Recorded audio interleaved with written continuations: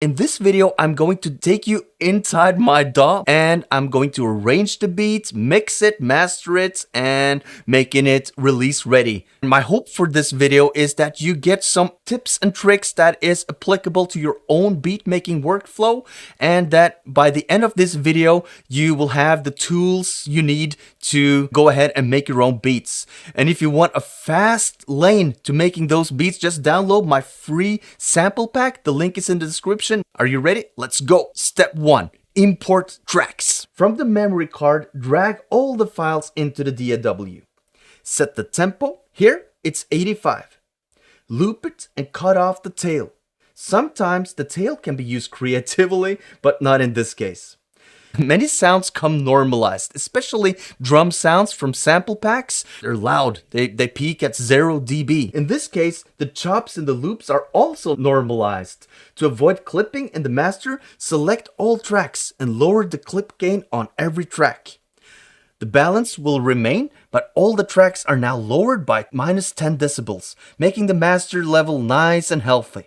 Later on, it's wise to check with a VU meter that the overall level is at 0 VU or minus 18 decibels. Next, give the tracks relevant and short names. Relevant names for clarity later on when tracks stack up, and short so that you can see them in the mixer view as well without them being abbreviated. When the names are done, rearrange the tracks so they are all structured in the sequence you want them. I use this structure: kick, snare, hi-hat, perks, cymbals, then bass, then main loop, then alternative loops, synths, and transitional effects.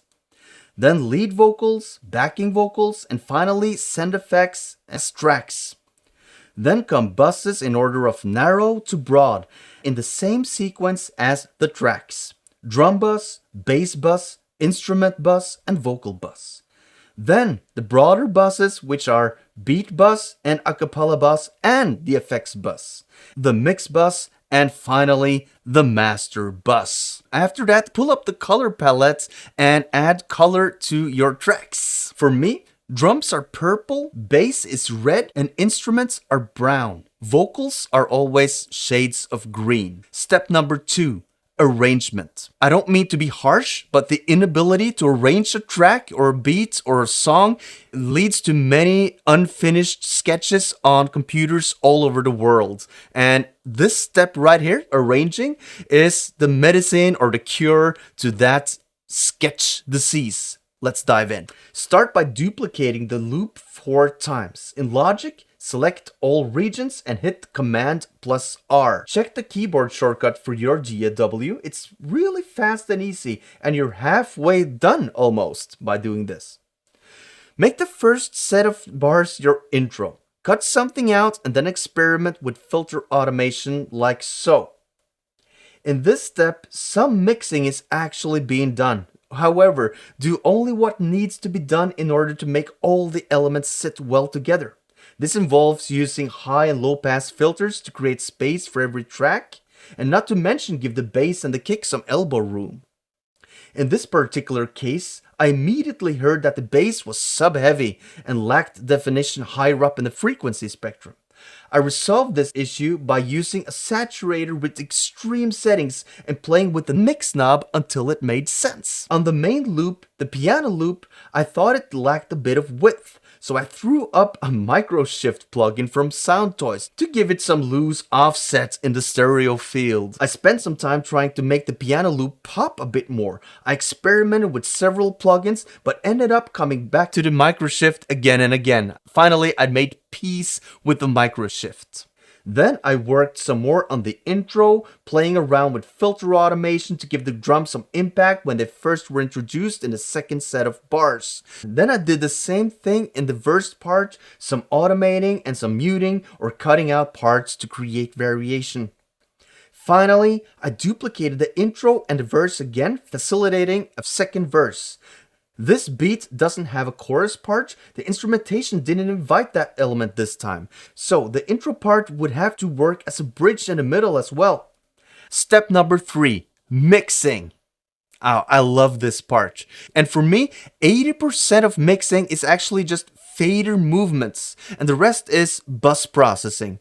Let's dive in. I use compressors very subtly and saturators and clippers quite aggressively, depending on the vibe of the beat. I use several layers of limiters and clippers on different buses, and I use some advanced metering together with reference tracks to set the levels and balances. My favorite plugins for beat mixing are Novatron and Bliss from Kush Audio, Decapitator and Echo Boy from Soundtoys, Classic Clipper from iKey Multimedia, and FabFilter's Pro L2, and also the Pro Q2.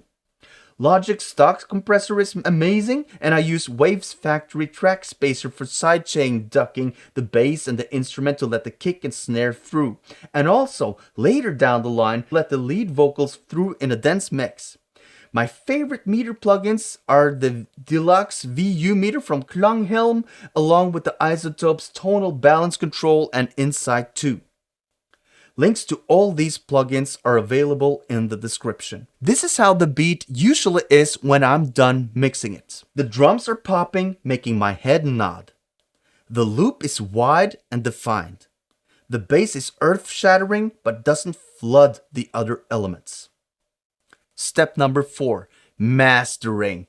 And I say mastering like this, indicating that I'm a bit ironic when I say it, because it's not mastering per se, but it's release ready. I'm ready to show it off to the world, so I use limiters to really not crush it, but I like to squeeze it a bit so it's as loud as it can be to compete with the other beats on BeatStars, SoundCloud, YouTube, and what have you. I use the standard clipper and the Pro L2 in series with different settings to tuck the mix in, making it less dynamic while still maintaining the life and the air in the mix.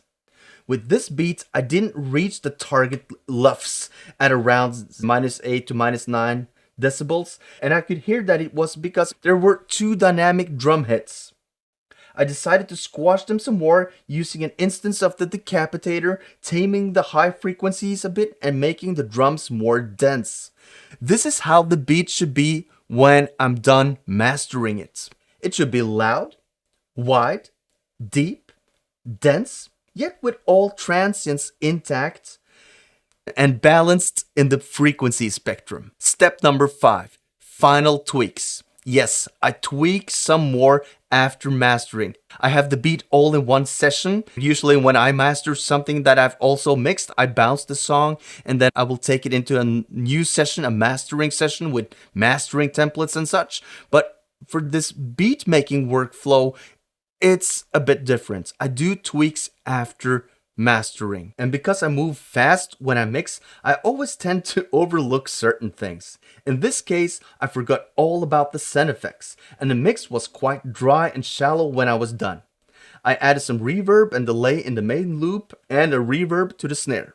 Additionally, I adjusted the sidechain compression to the instrument bus some more and made some small tweaks to the levels of the drums, especially to the kick.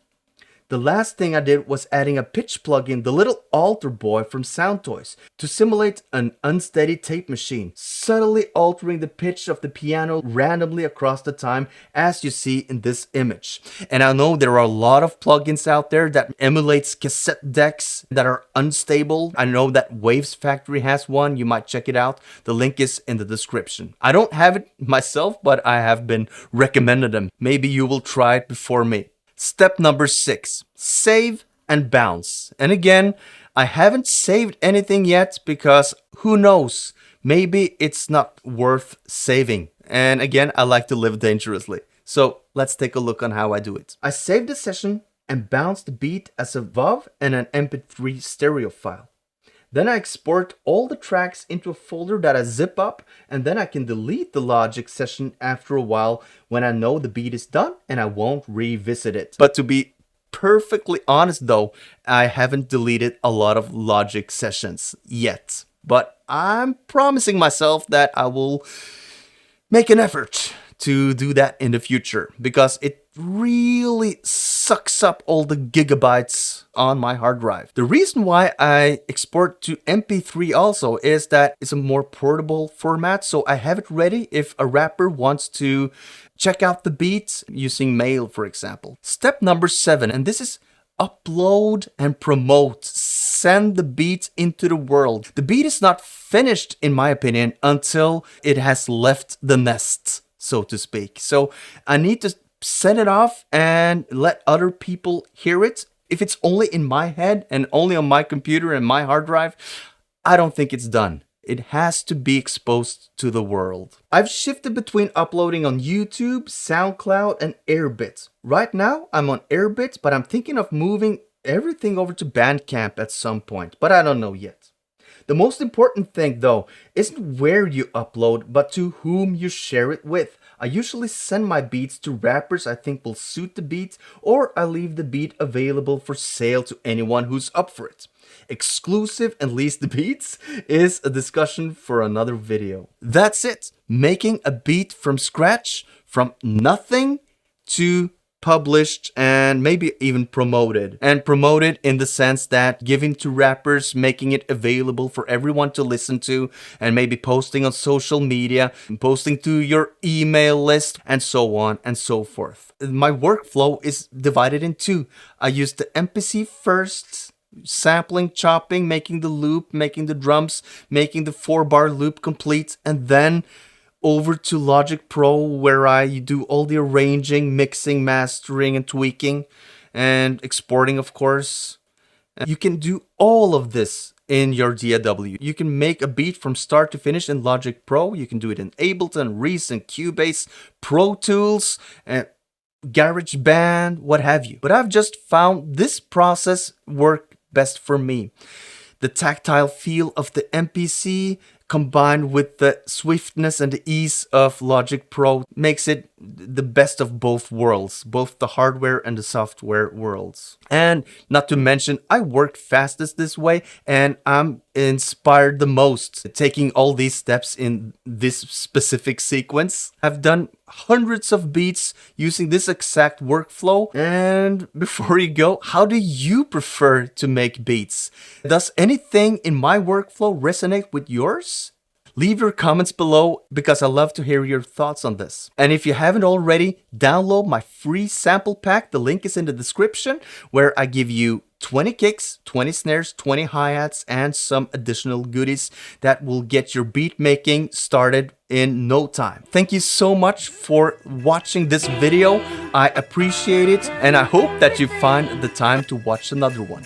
And when you do, I'll see you then. Peace!